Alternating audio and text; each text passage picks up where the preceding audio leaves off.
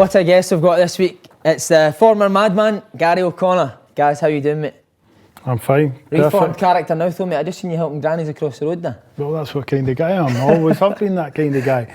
But to be fair, you know, I've obviously made a few mistakes in the past. As you said, I'm reformed. You know, I've not touched a drink in 2.5 years. And, you know, obviously I'm starting to build back up my academy stuff and really try to re-establish myself. I think people have got the wrong impression of me. You know, the people who know me as a person, like I've got the real kind of, what word is it I'm looking for? The real opinion of me, you know what I mean? But as I said, you know, I'm a reformed person, aye. That's what you're on here for, mate, isn't it? To show people. I must say, your partner got me through the B licence. Funny guy, man. Yeah, wee man, just smoke it. Smoke it. That's Deeks' comment. That's you and Deeks. And you're bringing out a book, mate. I hope you've put plenty of pictures in it for Deeks to read. Well, it's not that. It's just the book's going to be very interesting because it's about my life for when I was a young boy, you know, all the way up until I basically finished playing. And then my next chapter, obviously, going on to giving back to the community and, you know, helping in all these charities and, you know, working in my second chance brand. We're going to start when you were a wee laddie, growing up. Right. What was football like for you growing up? Well, football was great when I was growing up. Obviously, it's changed now with the pro youth and that. I'm not a great fan of it, to be fair, Si. You know, we grew up with boys' clubs. You get what I mean? And I like that route. I think there's so much like talent getting missed, and that's why I've started Second Chance Academy as well. Because see, if you didn't make it when you're 16, there's a time limit of about a month where you have to get these kids or they go down the wrong path, and that's our aim, to try and get the kids at that in that short time frame. So were you picked up at from Hibs at 16? Me and Darren Fletcher trained with Hibs when we were 14. We trained at Leaf Academy. Darren decided to go down to Man U. I had the opportunity to do that. I decided to stay at Hibs and work my way through that way. So there was an option for me to go down there as well. See, back then, could you tell he'd be a top player? He was fantastic, mate. You couldn't get the ball from him. He was unreal. Was it? What a player, honestly. Big, tall, skinny, but you just couldn't get the ball from him. Technical ability was just unreal. Brilliant. So you went into Hibs. What was that upbringing like for 16? Coming through the youth teams and stuff like that? Well, there was a lot of big characters in there, so you came what I mean? You've got John Hughes, you've got Sosie, you've got Latapi, you've got the John O'Neills, the Tellys, the Lehmans, you could go mix with Pat Linans, you could go on and on. So, you can, and it was a massive dressing room, but we had Donald Park and Malky Thompson as our coaches, and you can yourself, Donald Park, you can, what a coach. But nowadays football's changed. You can't get away with what Donald and that used to do to us. Come on, tell us what we did there. Well, I'll tell you a wee story, right? We were playing at Broxburn against Dundee United. I think it was under 16s or 17s. And I remember the Canio boots were out, the white ones, right? I painted them white, right? So we fucking paint. No, Tipex them white, right? They were a pair of Adidas or something, and I Tipex them white, right? And I fucking came on. It was 1-0 to Dundee United, and 80 minutes to go, and I've scored there. So I made it 1-1. But Parky's fucking fuming. He's came into his dressing room, right? And I've put my boots, took my boots off, and I've put them on the table, right? And he's came in. He says, "You see you big fucking you with the white boots." I thought I had a stormer. To be fair, I'd scored the goal to fucking make it 1-1. And he's just fucking launched the boots clean up my face. Did he, And then he's just fucking walked it, banged it on, walked it.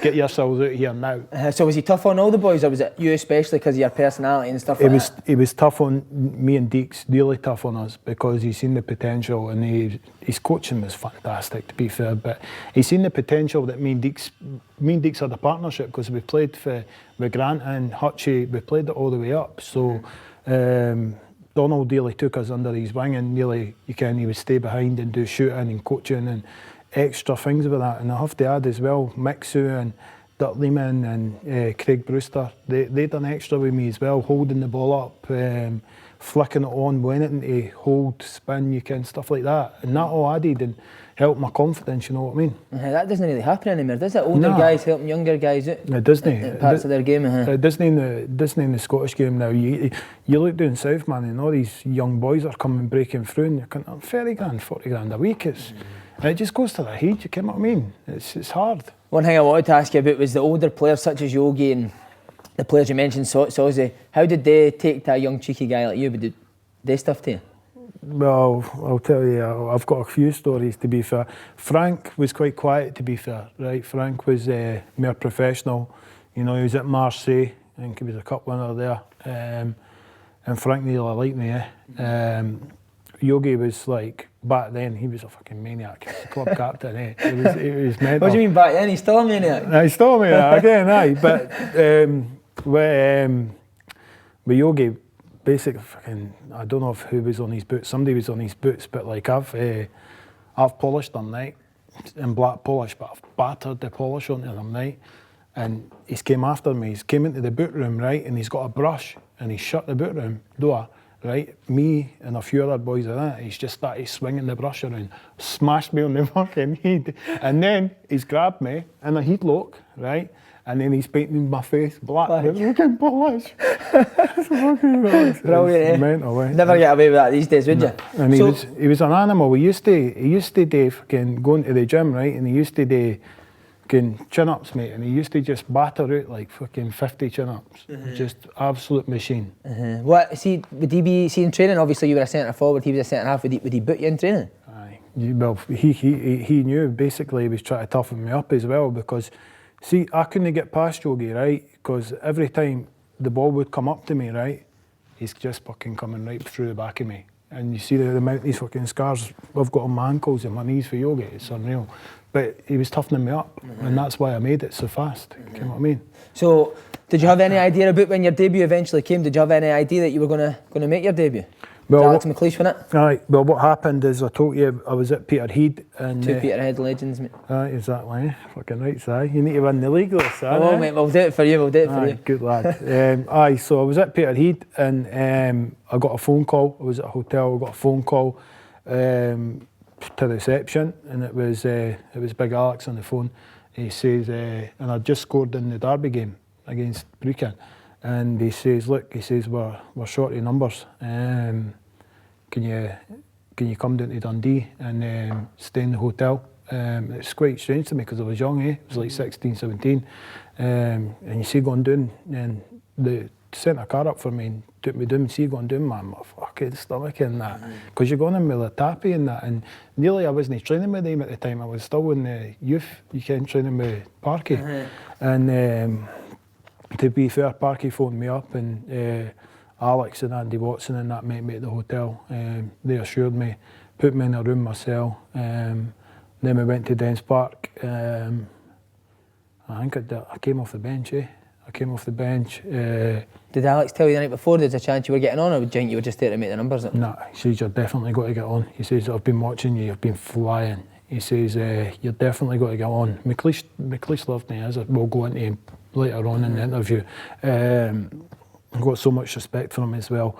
And I think I came on for the last 20 minutes and we were cruising 3-0. You get what I mean? Fucking Frank Sozzy's pinging balls into my chest for 50 yards. Fucking Latapi skinning folk playing me in. Fucking boom.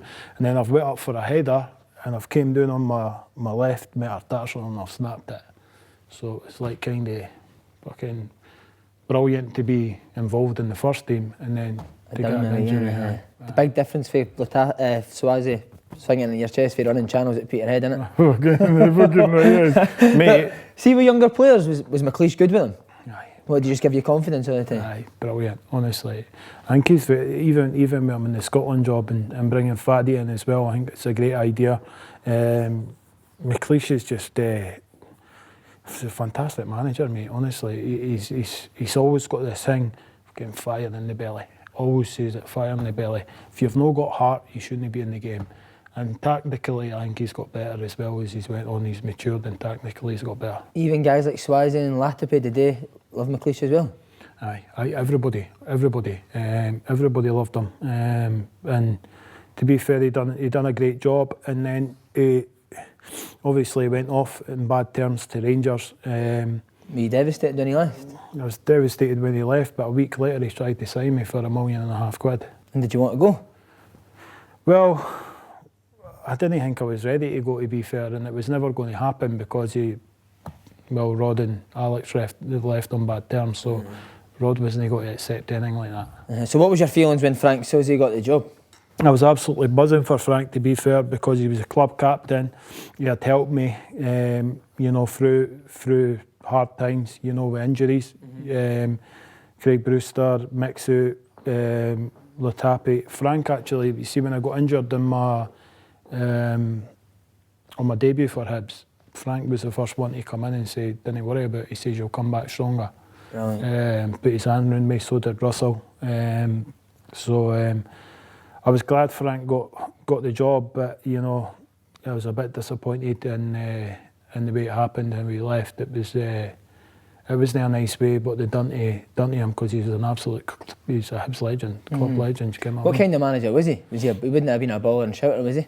No, he was very calm, very relaxed, and totally different to Alex McLeish. Totally different. He wanted to play, but he never got the time, mate. It was he inherited a team, right, and Hibs were in problems financially, so he inherited a team, and he never had the chance to bring his own players in.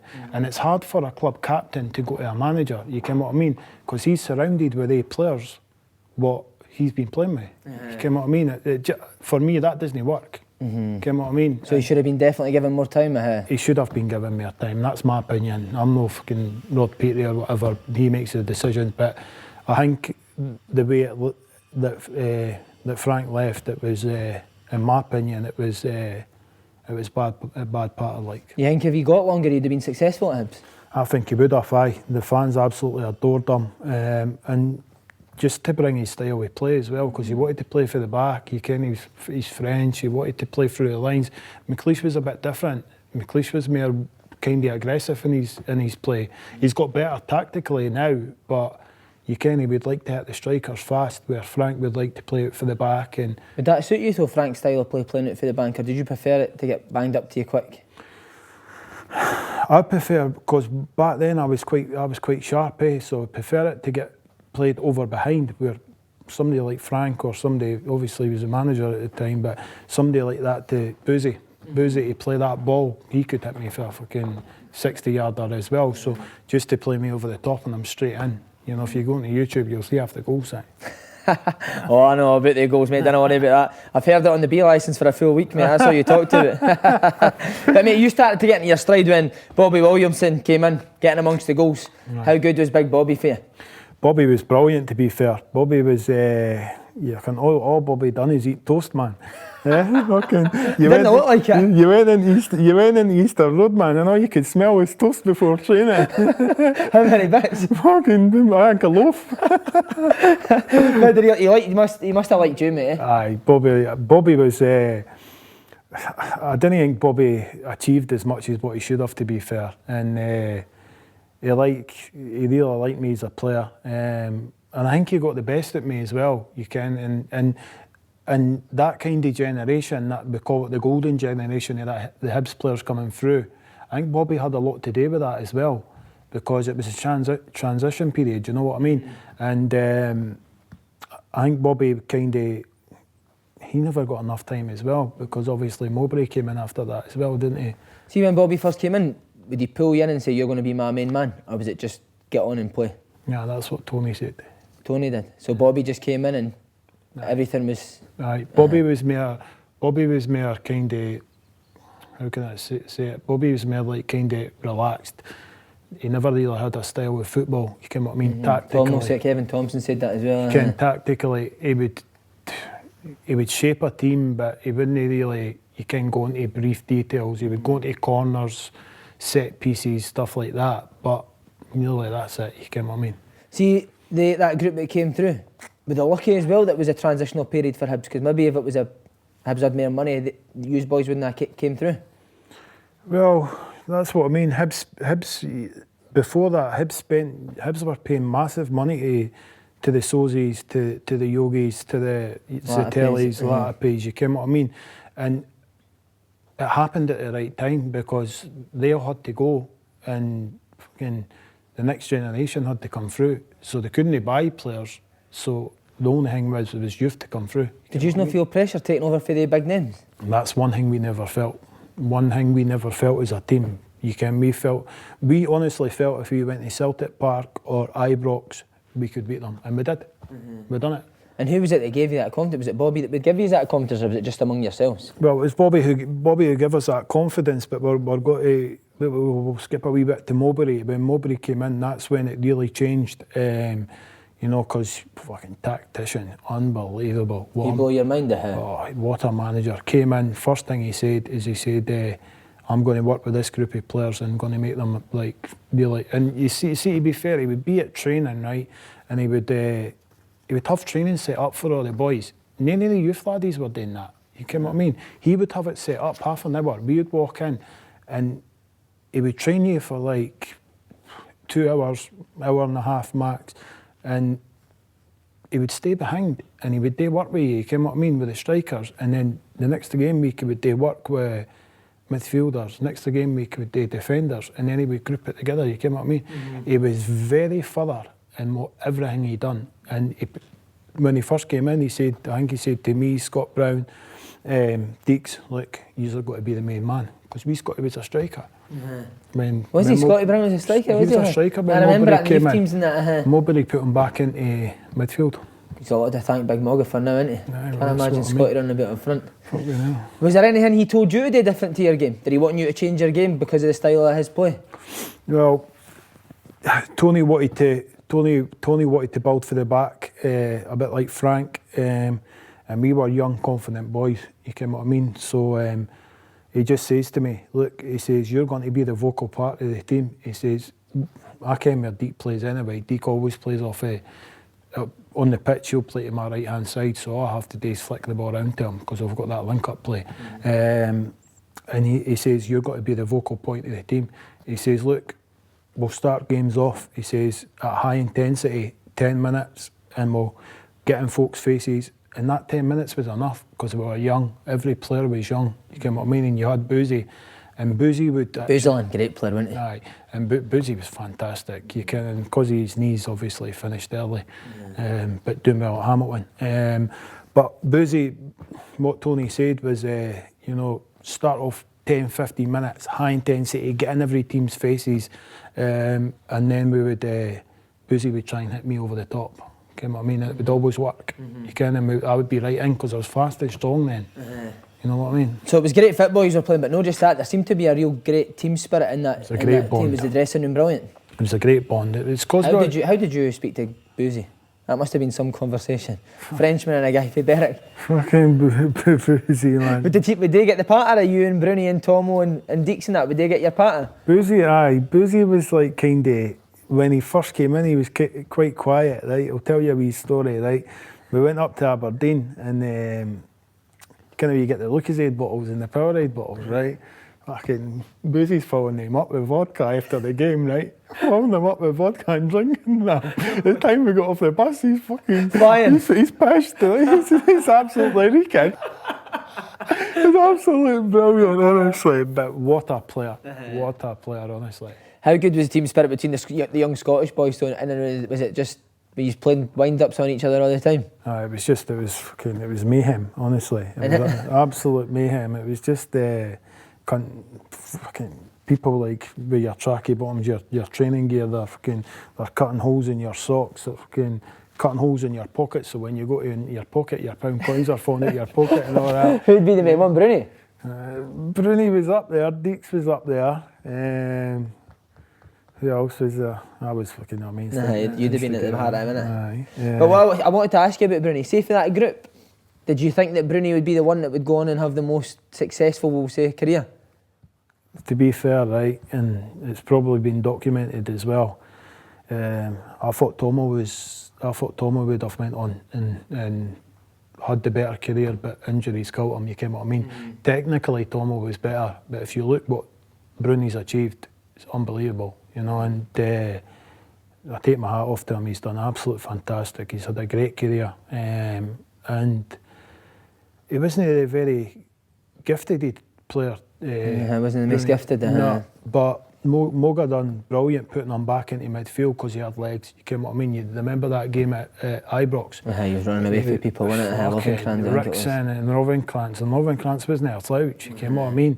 I got took off and I said to Mowbray, I says, "What are you taking me off for, Gaffer?"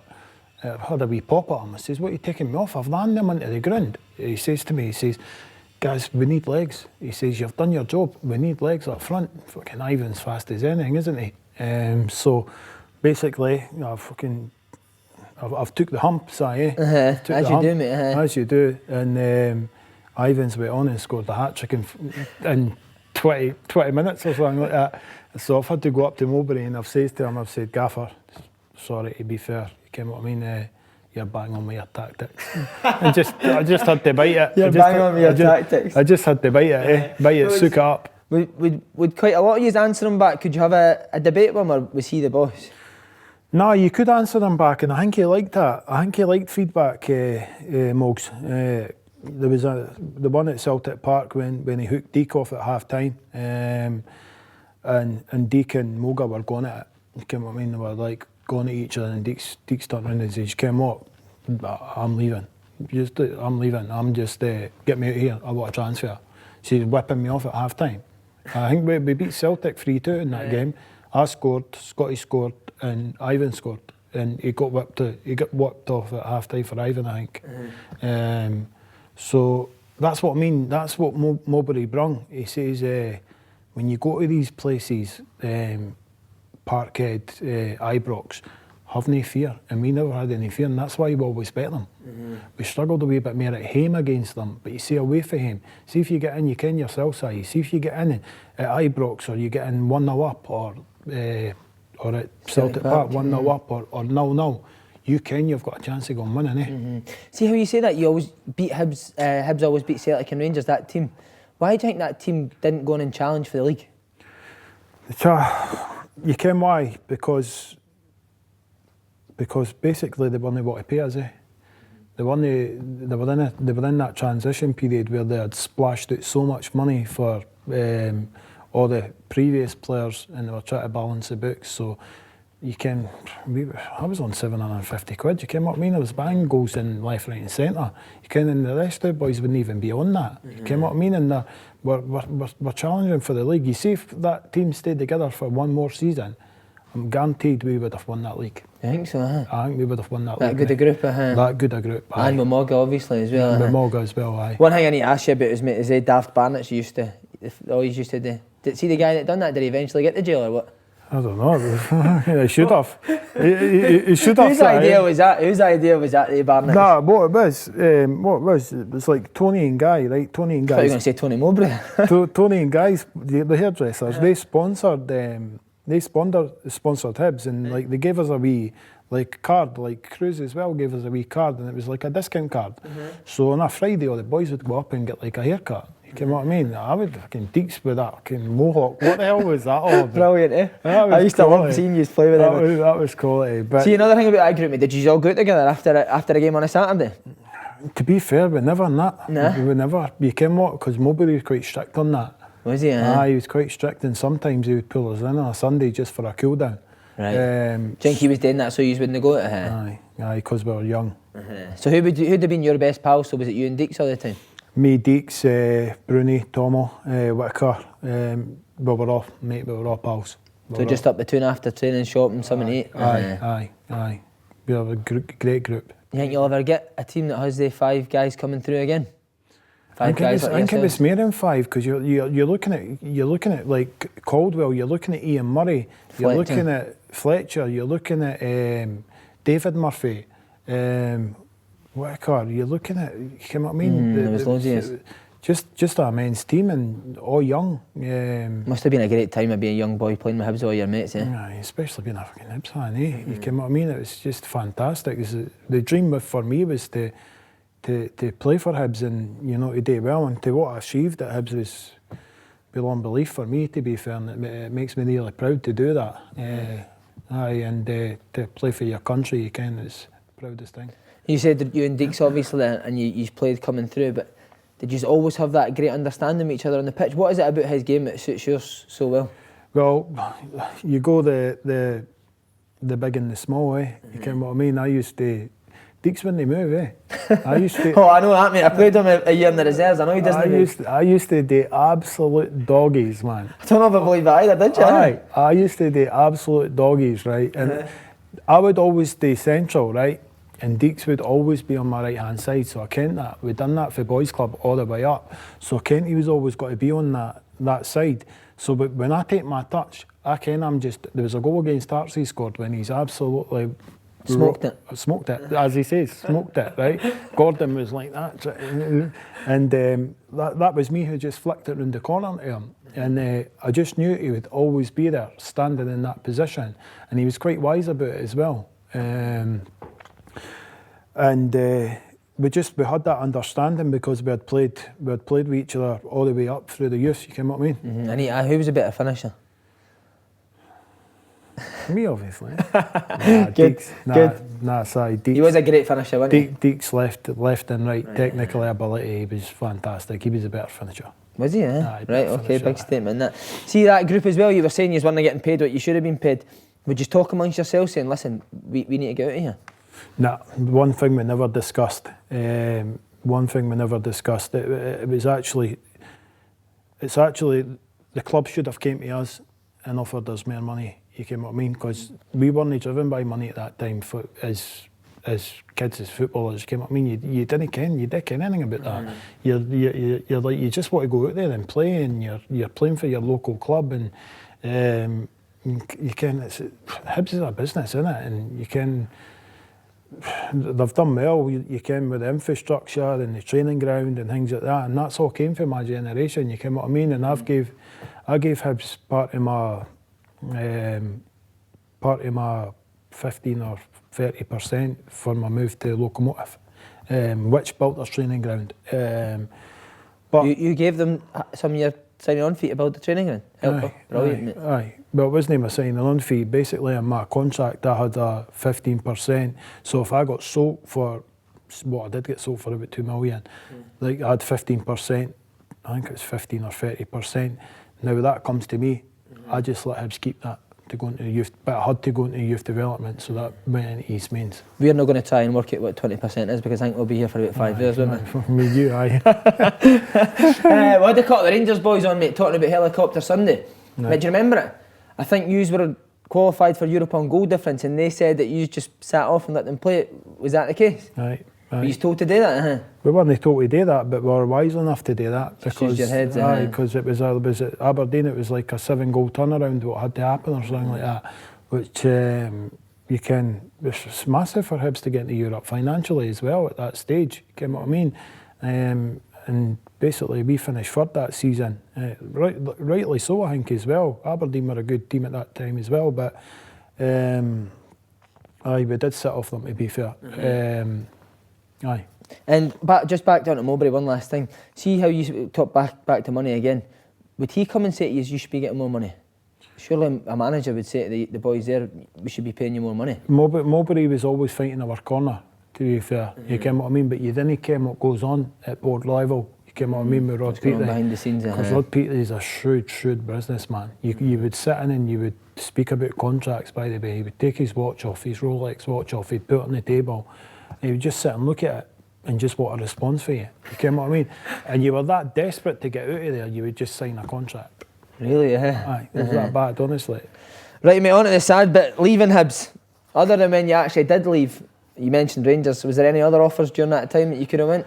Aye, well, if I'd stayed, I think there would have been an offer maybe for Celtic, definitely an offer for Rangers, and there was offers for down south as well. But at that time, Hibs needed the money. So it was basically Lokomotiv wanted me and Deeks as a package. Deeks didn't want to go. And I had discussions with my family. I had discussions, to be fair, Mowbray says to me, he says it's life-changing money. He says, I'm not putting any pressure on you going because you're my best player. He says, I'd love you to stay. He says, but go home take 2 days off, speak with your family, see what you want to do, and come back. He says, we're putting no pressure on you at all. But I thought about the big picture, and Hibs kind of were in problems financially at that stage, I think, if I'm right. And I just grown up as a Hibs fan. I think it was, I think it basically, I wanted to do it for them. You can move on and get them kind of money. How mad is it when you're on, say, 750 quid a week and then you get that contract and you see the figures? What kind of feeling is it? It's mental, to be fair, because you see when you go over to Russia, right, and you're like, basically you go into Russia, right, and you get picked up for the airport and you get took around to hotels and apartments and things like that, and then after us, so they've not got like a wage structure, right? Yeah. So basically, like in Scotland, you get paid at like the 26th end of the month, you know what I mean? Yeah. Lisa's on the phone to me, my wife, she's on the phone to me and she's saying, look, there's 20,000 gone into the account, that's one day. The next day there's like 30,000 gone into the account. Then the next day, this was going on for like a week, like 10 grand, 5 grand, 30 grand, 40 grand. And that was their structure, you know what I mean? Because they're owned by Russian Railways and the president signs off and and it was going into a Russian account and then getting transferred back over, you know what I mean? So it's like, it's crazy. And the bonuses as well, the bonuses were just, they were mental, you know what I mean? And obviously winning the cup as well, it's made me a hero with the fans. And I'm going to come to that, mate, didn't I go too quick, all right? Just to go back to how did the interest come about from Moscow? Was it just your agent that came to you and said? No, I think they were looking for basically the talent round about Scotland and England, and at that team they were looking for young players, and obviously they've picked up on how well Hibs were doing, and they were looking for strikers. So the package was for me and Deeks, I think it was like 2.5 million for the 2 years, and it was 20 grand a week what I got over there, and it's tax free, yeah. But I think they came over and their president came over with their chief executive and they watched us against Falkirk in the Scottish Cup, and we pumped them 5-1. Great game for them to come over, I had an absolute blinder. You know what I mean? And it was just one of them. They just put the offer in right away. And you scored your first goal in the Moscow derby, so a hero straight away. Scored that. What was the experience like at that derby? Well, that was again. You can't. To be fair, I've scored. But when I was in Moscow, you see, like the lower teams, I struggled to score against them. But you see all the big teams, the CSKs, the Spartaks, the Zenits. I scored against them all. And he scored my first goal in my first appearance. I've done that during my career, though, Si. I've always scored when I've went to a team. I've always scored in my first debut. You can. So it's. A lot of strikers do that, Does that help you settle in straight away when you do that? Aye, and it helps you settle in with the players as well. You get that respect for them. I often mention as well the guy Loskov and Sitchov, Billy Dinoff, who's at Everton. But heavy Billy, Aye, they were fantastic players, by the way. Was the standard good, was it? Aye, standard was much better than the SPL. Was it better than that Hibs team? Much better? Aye, it was a step up, and you can what? They were machines, mate. They were like, you see the fitness, what would happen, you would stay in the training camp, right? You would stay for a period of 4 days, but you would go and train in the morning, right? And it'd be a running session, right? And then you would come back in, and then you would go and you would like have a sleep, have a wee bit lunch, and then you would go back out, you would do your technical stuff, you would come back in, have something to eat, then you would go in the ice baths, get massages, you would go in an oxygen chamber, you would get your blood taken out. You would get your blood taken out, and before the game, you get put back in. So they would take your blood out. Take your blood out, clean it, put it back in, go into the oxygen chamber. That's the way they work, mate. To blow your mind out, Aye, because you felt like $1 million. You know what I mean? You see when you were playing, you felt like you could play 290 minutes. Did you? Aye, well. You obviously couldn't speak the language. Did you have a translator with you? I had a translator, aye. Did you need a translator for the translator? Aye. You're Scottish. You came what? You came what, mate? You see the meetings, right? With the manager. The manager was Serbian, right? But we had Portuguese players, we had like Serbian players, Croatian players, we had Brazilian players, Spanish players. So there was like 8 interpreters, and the Serbian coach couldn't speak Russian. He's speaking Serbian, so there's an interpreter speaking Russian. The Russian players, and the meetings would take about 2 hours. You're just sitting there like that. You're just sitting there like that, sleeping. Just let us go out and play. How was the manager? Were you all right? Brilliant, loved me. What was his name? What's his name again? I don't know. Serbian guy. Serbian. So Just called Serbia, huh? aye. He was good with you, thought, huh? Really good, and then eventually we were in the UEFA Cup. I think we went to the semi in the UEFA Cup, and I think Zenit won it that year, eh? No, was it Zenit? No, Seville. Seville won it that year, right? Seville won it that year, and after we got put to that, he got sacked. They brought a manager in from a Russian manager, but he was like at a team, what were like third bottom in the league, which I just found so strange. And he came in and he just wanted to play the Russian players, eh? Oh, did he? Aye, so get rid of all the translators. So I just kind of lost my head a wee bit with that situation. And he wouldn't speak to you. He couldn't speak English. He wouldn't speak to you. You know what I mean? None worse. Well, outside of football, how was the lifestyle? Do you enjoy living there? I loved Moscow. The wife got a bit homesick, so she would come over for a month at a time, and then go back home and then come over at a month at a time again.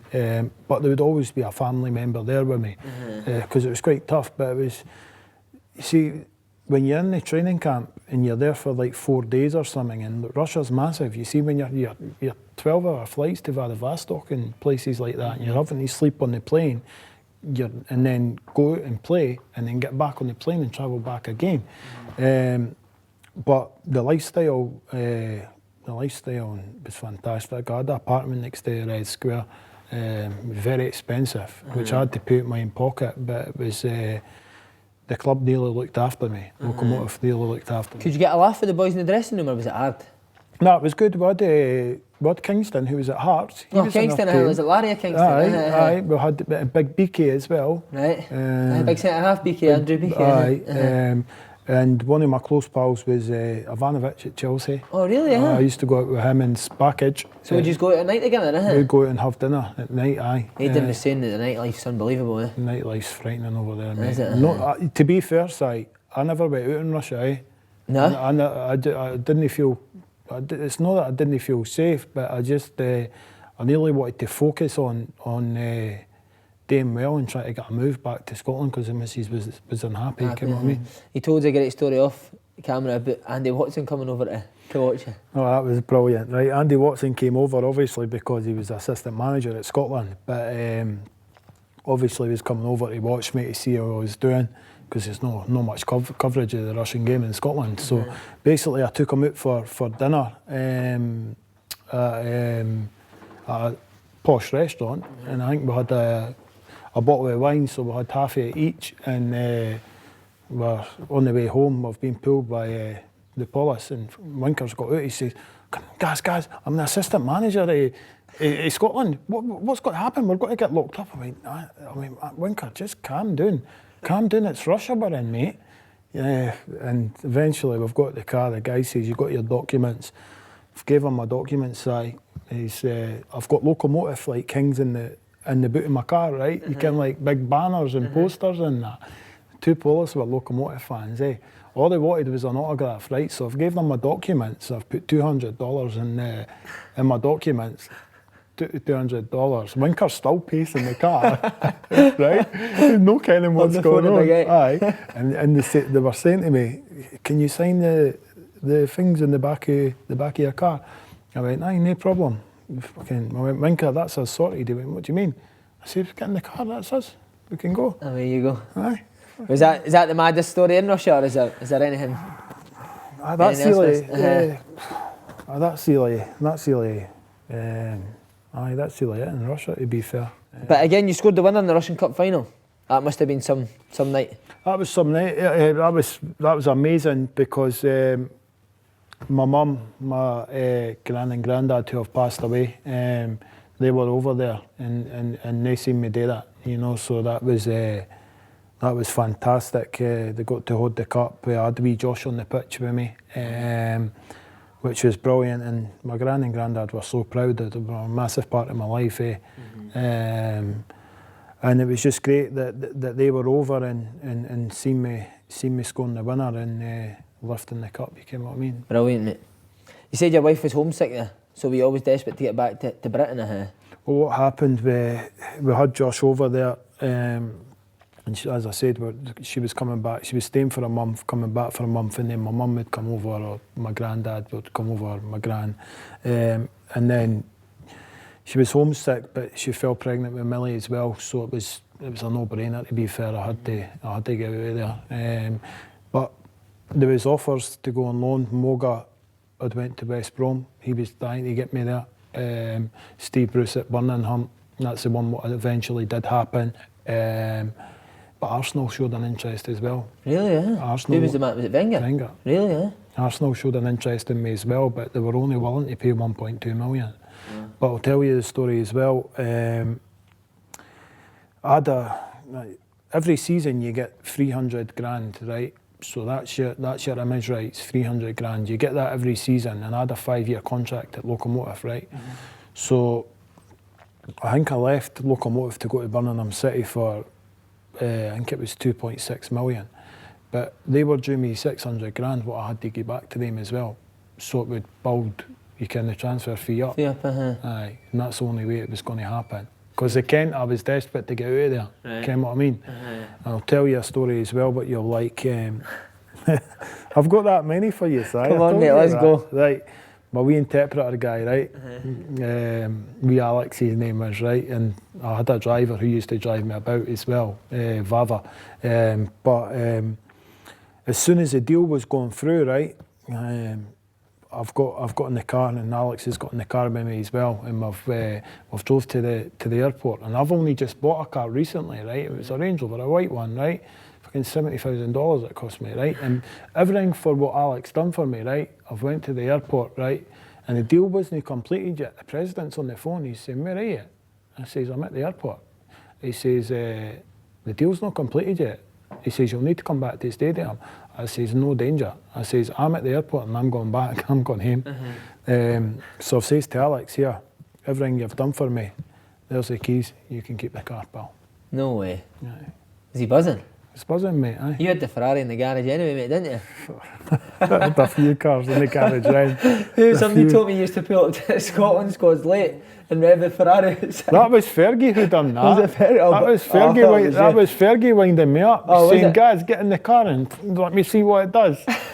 Who, Barry Ferguson? Aye, but that's when I was stupid. That was just fucking. I'm not like that now, mate. No, I know you're not, mate. As soon as you heard the Birmingham's interest and it was concrete, did you go and meet Steve Bruce and stuff like that? Well, what happened, Steve Bruce was in France at the time, so I actually came home to Scotland, and then I've went and met Eric Black at St Andrews, and Rudy Vata was my agent at the time, and we've went out, we've had some lunch, some dinner, booked us into a hotel. We've went away, and Eric was in constant contact with Steve about figures. You can contract figures, etc. This is when the bid had been accepted for Lokomotiv. Everything had been sorted, so I had permission to go and negotiate basically personal terms. So I've went, negotiated personal terms. Eric's on the phone to Steve, the Vata's in my ear. Here, we've got other options, by the way. We've got Fulham, we've got Arsenal, we've got West Brom. He says, "We need to hold off here." I says, "Well, go and tell them that what we're wanting." You know what I mean? I'm not what to put on camera and say what I got down there, because it's quite, it's bigger than what papers are making out with anyway. Okay. But I got a very hefty package down there, so the deal got sorted out. Basically, Brucey was in, I think he was in France, Monaco or something like that, and I had to go to St Andrews with Eric Black, meet Karen Brady. They took Lisa and if I had to go out, you can't go to the room. So they wanted me to come in and to go over all the paperwork with Eric and Karen. And then I went all over that because we were going to something else what happened as well. And basically I was happy with the personal terms. I didn't think Vata was happy with the personal terms, to be fair. But, you know, so basically they invited Vata, the missus and that back in. I signed the contract. And that was it done, mate. And how was Steve Bruce the first time you met him? Steve Bruce is quality, brilliant. Even, you see, if you win a game, he gives you 3 or 4 days off, eh? He goes away to Dubai or whatever, you know what I mean? He's class, absolute class. We used to play England v Scotland, eh, on a Friday, and he would play, eh? Would he? And you see what? See if he didn't win, mate, he would be gone through folk, eh? Would he, eh? Aye. Still a good player? He could play, mate. Aye, he had the big belly and that, but he could play, like, still play. It was just half-in players, and we've got a game the next game, eh? But, what was it, something else you were going to tell us? Aye, well, basically, this is all going to be coming out in my book. So I don't know if I really want to go into it in detail. Give us a teaser, a wee teaser. I'll give you a wee teaser, right? Basically, there was a French agent what we're working for Birmingham. So that's why Vata had to go to the room, right? And obviously, you can football's corrupt, eh? Everybody kens that, you can. So basically, the French agent was working for Birmingham. I don't know, you know, it's like Vata's working for me. They had to come to some negotiation, my image rights, but they were going to get payments, you know what I mean? Agents are greedy. So there's your teaser, mate. Right, if you read the book and you'll find out the story, you'll find out the full story. But just on the Premier League, how did you find it?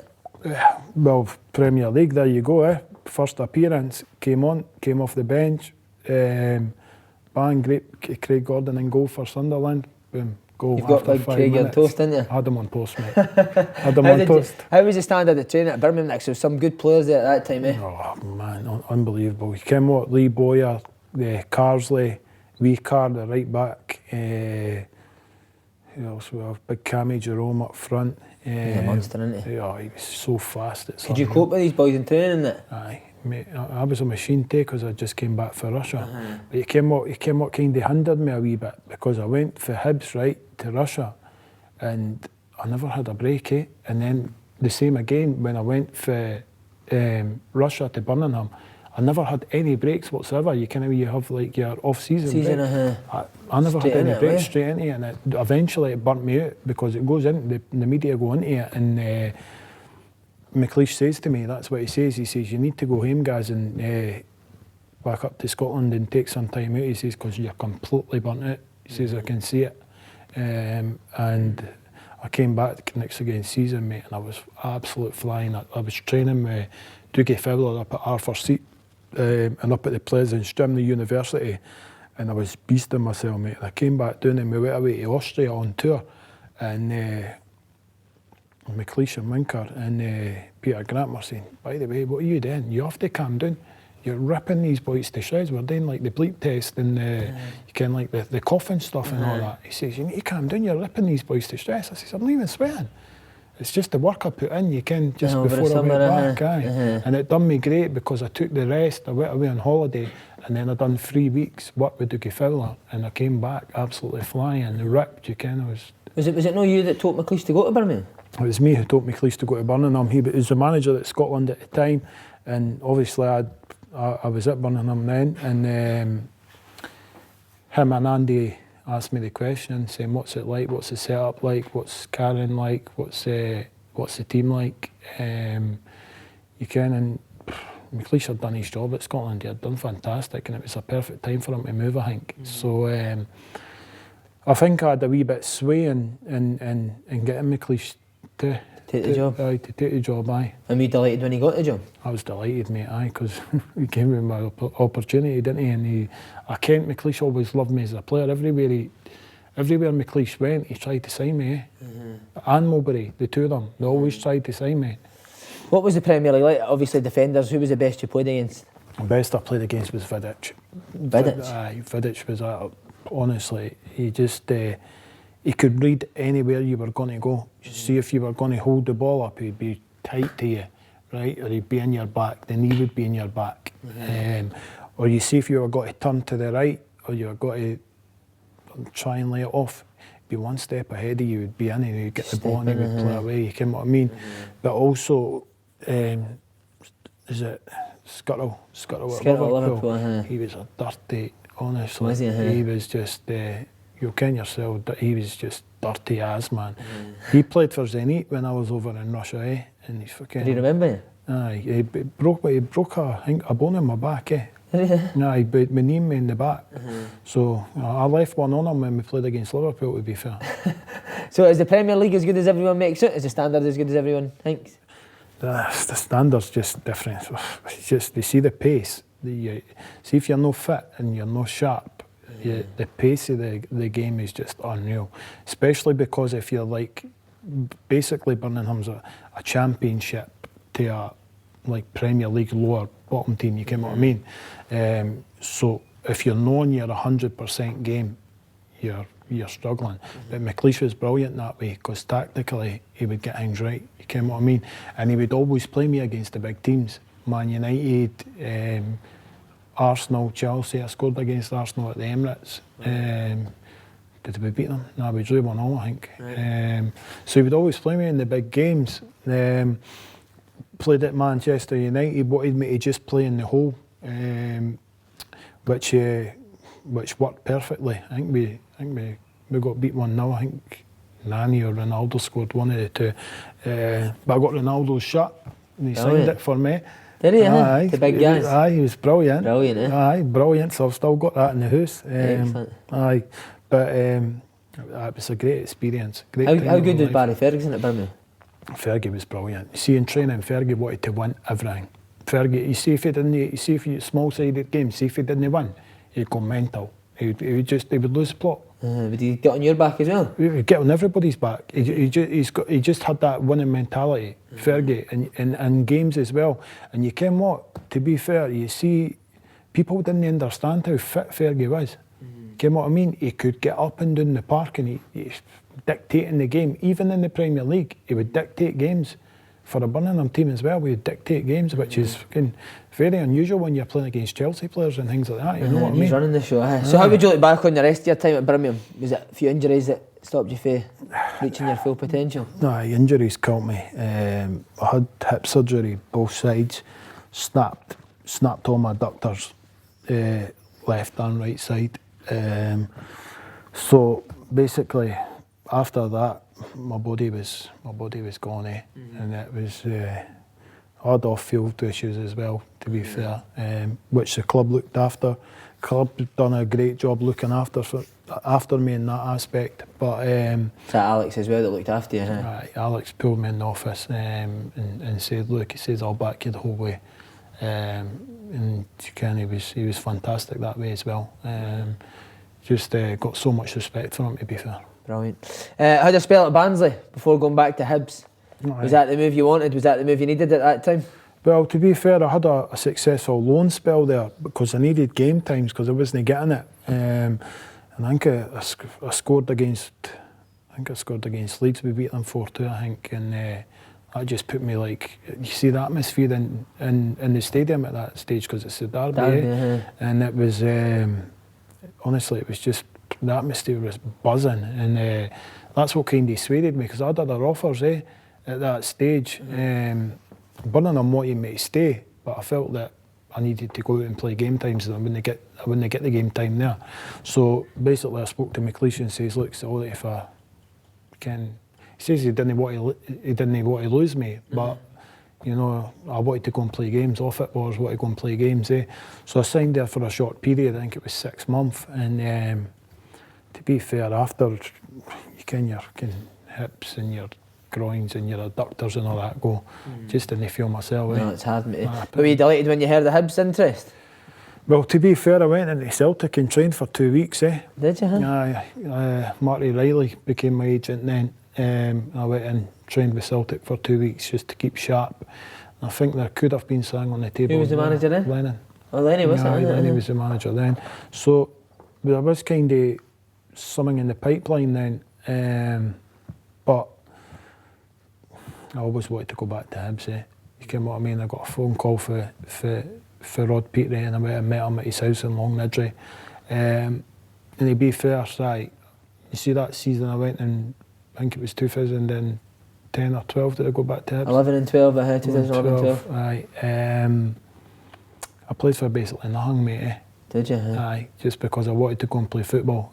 I'd missed out on so much football at Birmingham, at Barnsley. Just felt it was the right time to come back home and come back to the club that I loved and just play and enjoy my football and enjoy family life. You know what I mean? How good was that feeling running out Easter Road again? And plus it was a new stadium as well. I hadn't played there. Brilliant. You know what I mean? And first game was Celtic. Well, I thought we had a chance and we got beat, and then we went up to Inverness and I got my first goal last minute. So it was Colin Calderwood that brought you in? Brought me in and made me captain. Well, Ian Murray was captain, I was vice captain, but Ian had problems with injuries, so I got made captain. That must have been proud for you, mate, you and your family, captain in Hibs. Captain of Hibs, mate. It was really proud, and I was sad to see Colin go, because me and Colin had built a really good friendship, and you know, he was a very good coach as well. And to be fair on him, he never had the funds there to build a team as well. It's a typical story with Hibs, you know what I mean? Yeah, 10 goals you scored early in the 2011-12 season. Was there thoughts of leaving again? There was a few offers put in, I think. Because you were, as you said, you were basically playing for nothing, Right, there was a few offers put in. I wasn't driven by money at that stage, but there was a few offers put in, I think, for the blue side. Right. And there was a few offers for down south as well, but I just wanted to carry on playing, scoring goals. You know what I mean? That's the best feeling in the world. How mad was it being on a different side? So you were the young cheeky guy at your first time round, and then you were the older captain. Were you then hard on the younger boys coming through? No, I was more the relaxed side. And as age is went on, you know what I mean? I've matured, and I think I've kind of where I'm at in my life now. I've learnt from my mistakes. You know what I mean? And I think that's when I kind of started maturing, but obviously I still made a few bad mistakes further on. But we'll go into the Thomas King later on. But to be made captain of Hibs, it was just the proudest moments. And did you help all the younger boys coming through? Was Griffiths there at that time? I helped Sparky massively. I stayed behind with Sparky, done a lot of shooting with him, because his shooting was all over the place, to be fair. Was it? It was, honestly. Really? You would never think that now, You see striking a ball cleanly, he could strike it like mad, but he just never had the whip or the composure. But obviously you get that when you mature, you know what I mean, and he's got fantastic coaches now as well. But I think I brought his game on. I think I got... I think he's credited you for that as well, isn't he? He said that you've helped his game massively. And I think I got 19 goals that season. I think he provided a lot of them. I took all the free kicks as well. Which he wouldn't have been happy with. I wouldn't be happy with. The baby man. No, the baby man, on you go. But to be fair, you could tell his potential, honestly. Could you? What did he have that you could tell? Just his enthusiasm, his movement? No, you could just tell the way that he could just cut in. You can that wee shift, that wee shift, and just hit a ball. He wasn't hitting it accurately enough at Hibs at that stage, but see next again season, wow. Honestly, so I must have done well for him. Mate, what more for your coaching academy than you've made Lee Griffiths the striker he is? Right. So if you want to kick the ball like Lee Griffiths, see guys. Right. What do you think the problems were leading up to that Scottish Cup heavy defeat against Hearts, mate? That must have killed you. Right, so I'll go into it with you, right? Let's go. Basically, there's a few issues, right? There was a turnaround. You see, when Pat came in, right? There was a turnaround. We signed something like 20 players or something on loan. You know what I mean? He brought in so many players, like fucking mental. Like what's the wee guy for Honduras? They brought him in. Midfielder, I remember. Boys for Wolves, boys for the boy Towell, who's doing well now. You know, they bring all these players in, and you kind of long it takes to gel players together. You know what I mean? And we've got me and Sparky up front, but add into the squad as well. It's just it takes time to gel together, and it just wasn't working. Especially when we were in a relegation battle, you came what I mean? We were doing well in the Scottish Cup, and then we went on, played Aberdeen, me and Sparky scored. We done well that way. But, you know, the 5-1 defeat, we done a shaping on the Friday, right? And the team was picked on the Friday, right? And the team in the dressing room, you kind of, they put the boards up in the dressing room and they put the team in the formation. It completely changed. For the Friday? For the Friday. And this was the day of the game that it changed? And there was an issue in the hotel, right, about bonuses. There was an issue in the hotel's big Stacky wasn't happy because the bonuses are saying we were getting crap bonuses to win the Scottish. It was like $5,000 or something, or $7,500. When we should be getting something to win the Scottish Cup. You came what I mean? What Hibs have done for ages. 8 years. Should be getting it. We should be getting at least 25. I was playing for nothing, man. Came what I mean? And it was. Why do you think he changed the team? Do you know? Have you found out why? I don't know why he changed the team. I don't know. He left Ivan on the bench, didn't he? He left Ivan on the bench, right? And that the Honduras guy was coming back for like a hamstring injury. He hadn't trained the whole week. You know what I mean? Put him straight in and left Ivan on the bench. Why would you leave Ivan Sproul on the bench?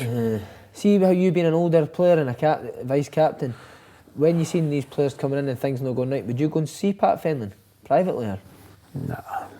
Why not? I wouldn't go and see him. We never had the greatest relationship, to be fair. Nah. Why do you think that was? Because you're a big name and. Aye, and plus he brung McPike in.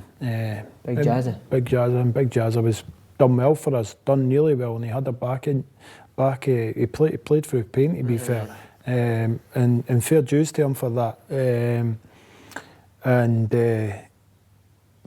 Pat made him captain and took me to captain. So basically, I wouldn't speak to him. So after the game, was there a bust up in the dressing room? 5-1 defeat. Aye. Well, you look at, you've got Sparky, who's a Hibs fan, right? You've got Ian Murray, who's a Hibs fan. You've got me, who's a Hibs fan. You've got Stacky, who's been at the club for years, right? You've got Ivan, who loved the club, right? So you can what it's like after, especially against Hearts, coming in the dressing room, fucking went, everyone's just went bananas. You can what? There's folk in the changing room laughing after the game, right? Boys who have came in on loan are laughing in the changing room, and I've absolutely flipped it. I've went mental. Stacky's went mental. Ian Murray's went mental. You can what I mean? And Pat and his assistant, what's his assistant? The taxi driver guy or whatever. I think he's back driving taxis, man. But to be fair, there was a massive bust up. It was, but obviously, you can what I mean. It's the passion. It was the pride. You can we thought we had a chance in that game, and you can get beat 5-1 for Hearts. And to be fair to Hearts pumped us. They deserved it, but tactically the tactics were all wrong. It was just you can't shape a team and then change the team on the Saturday. It's just not going to work. It's a bit mad, isn't it? So how would, mate, obviously that's a sour note on your Hibs career, but how would you look back on your time at Hibs as a whole? I think I had a very successful time at Hibs. You know, could walk down Leaf Walk and I wouldn't have to buy a drink, mate. Legend, didn't you? Know that I did a drink, you know what I mean? 2.5 years. I'll come with you, mate, and I'll drink it. No, well, you can drink it, Si, because I'll know anyway. I've been off it for 2.5 years. I'm not planning to get back on it either. Good man.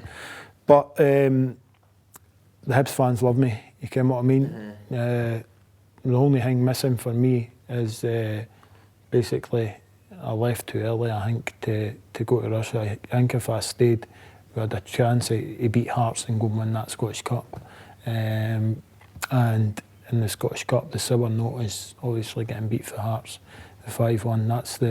That's the regrets I've got and haunts me. But overall, you know, I'm proud of my achievements at the club. Proud to have have achieved everything I have done. You know, and next chapter in my life, I want to go into the coaching and do things my own way. That's it, mate. So on to the coaching now. What's the plans? It's the Second Chance Academy, as it says on the old jersey. That right. It's basically it's we've been going for about 6 months, maybe a wee bit longer. We're just building up. You know, we're just building up a team. You know, we've got a PA, Vicky's a PA. We've got backing for a company, co-owners. We've got West Lothian Council on board, who we're going to give back to girls who have had problems with addiction, and you know, I'm going to go in there and speak to them, and I'm going to give them a coaching session maybe once, twice a month, and try and help people in that way, because I've been through it, Si, you can, and it's a dark road to try and come back for that. So, you know, the whole plan with Second Chance is to give these boys, girls, you know, it's to give them opportunities, basically. You can, and we go back to like the pro youth system. You see boys at like 16-year-old and 17-year-old, you've got that short period, a month to 6 weeks before they lose interest. You can, if they didn't get a contract at Hibs, they go one way or the other. They'll end up hitting the bevy, or they'll go down other roads, and that's their career done. You get what I mean? So we're going to try and get in there and try and help them and bring them into the academy and try and give back to the community and try and give back to underprivileged kids. You know what I mean? That's why I think you'll be so good at it, mate, because it's not just coaching you can help them with, it's the personal side as well, because as you say, you've been through it all, you've seen it. Mate, aye, exactly. And you've got an event coming up for the Second Chance Academy? Aye, we've got an event coming up. Basically, it's a Hibs, well, it's a showcase Hibs Legends game, and basically we've got massive names coming, massive Hibs legends. We've got Pat Stanton, we've got Marcel, we've got Deeks, Ian Murray, Ivan Sprewell, Jimmy O'Leakley, Gordon Ray. It's all on my Facebook page anyway. But it's going to be a huge event. Most of the proceeds of it is going to charity, and it's not going to like an initial charity. It's going to spread about. It's going to go about the local charities, and you can I'm into like kids charities. You can what I mean.